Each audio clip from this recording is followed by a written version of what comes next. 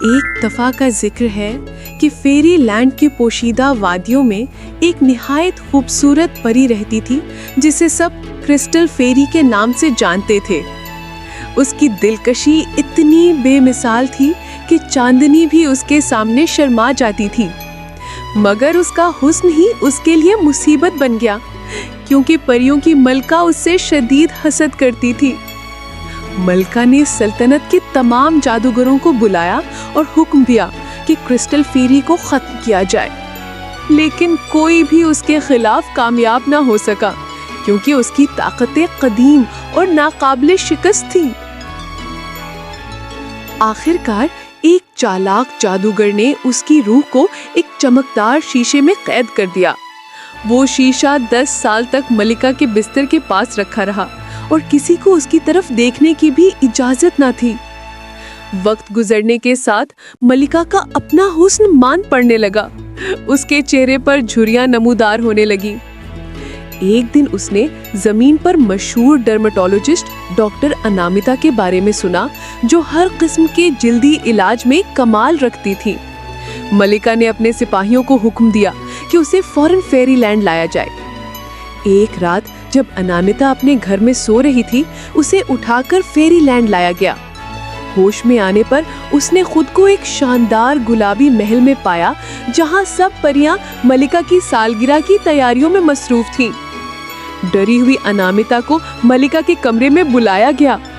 वो कमरा इतना बड़ा और कीमती था कि उसने पहले कभी ऐसा ना देखा था।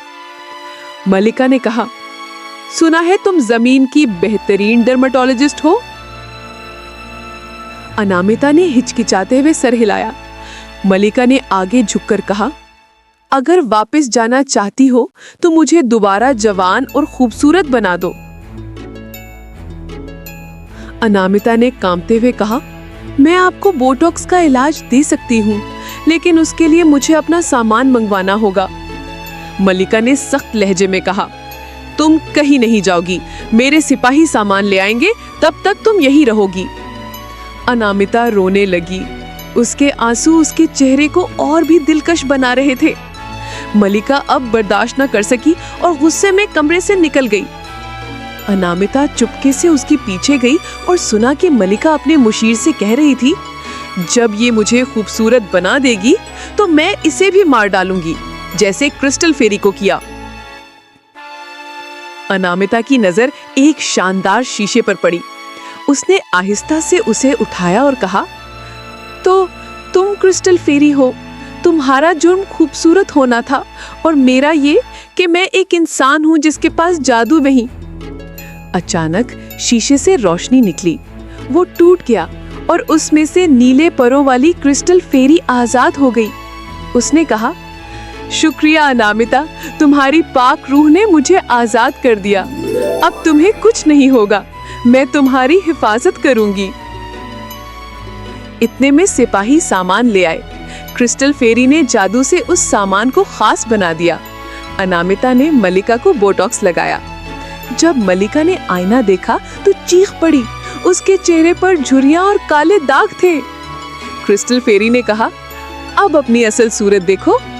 मलिका गुस्से में पागल होकर महल की छत से कूद गई। क्रिस्टल फेरी ने अनामिता को गले लगाया और एक जादुई दरवाजा खोलकर कहा, ये तुम्हें वापस घर ले जाएगा। अनामिता जमीन पर वापस आ गई, मगर हमेशा के लिए बदल चुकी थी। परियों के इस देश की कहानी यही खत्म होती है। चांदनी के रंगों में ख्वाब और हकीकत की सरहदें घुल जाती हैं।